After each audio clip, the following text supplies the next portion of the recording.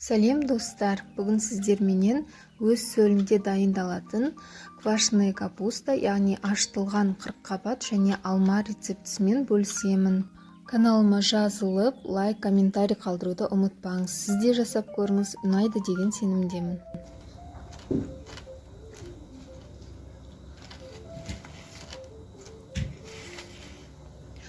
Ең алдымен қырыққабатты аламыз. Мен осы үлкен қырыққабатты екіге бөліп, соның жартысынан жасадым.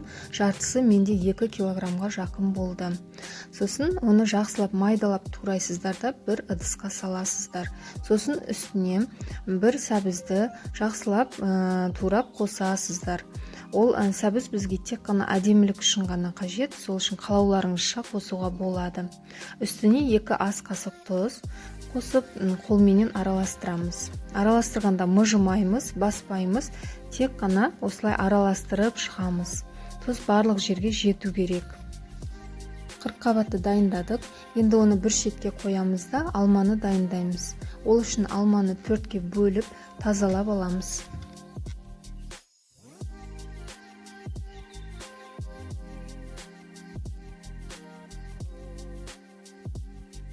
Енді осында бір ыдысты аламыз. Мен кастрюль алдым. Қаласаңыздар банкаға жасауға да болады. Кішкене капустаны саламыз ең астына. Сосын алманы қойып шығамыз осылай. Үстіне осындай перецті себеміз. Оның үстіне қайтадан капустамызды қоямыз.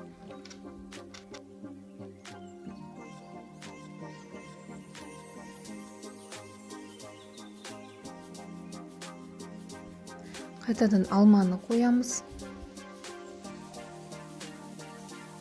Міне қырыққабаттың сөлін бөле бастады.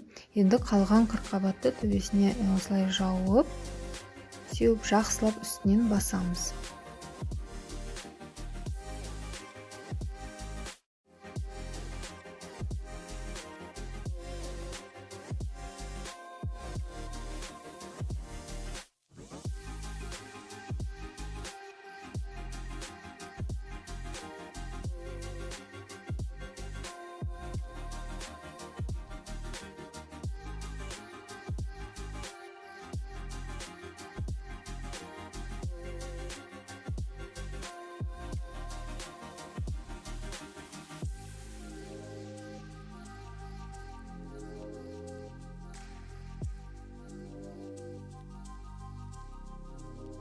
Қатты басқаннан кейін оның сөлі көріне бастайды. Сол кезде осылай аласыздар да үстінен қатты бір затпенен бастырып қоясыздар.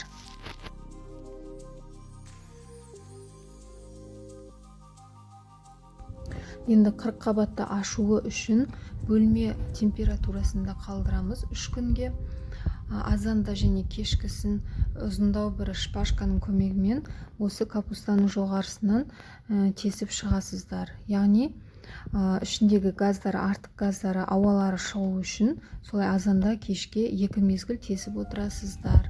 3 күннен кейін дайын болады. Дайын болғаннан кейін 3 күннен кейін оны мұздатқышта немесе балконда сақтауға болады. Осы рецептпенен жасауға кеңес беремін. Сіздерге өте керемет шығады. Ас болсын достар.